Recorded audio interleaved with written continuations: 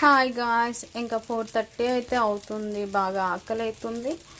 And ఇంకా ఏం తిందామంటే rice అస్సలు ఎందుకో తినాలనిపించట్లేదు. అండ్ మిగిలిపోయిన దోశ పిండి ఫ్రిడ్జ్లో ఉంటే తీసి ఇంకా దోశలు వేసేస్తున్నా.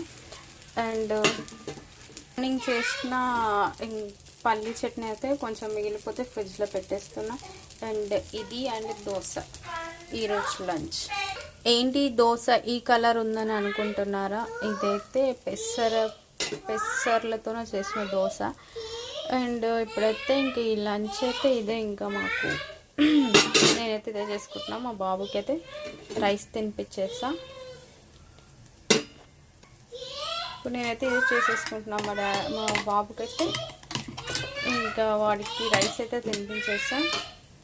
నేనైతే ఇంకా దోశ వేసుకొని తినేస్తున్నా. ఏదైనా సరే దోశ పిండి ఇంట్లో ఉంటే మనకు బెనిఫిట్స్ చాలా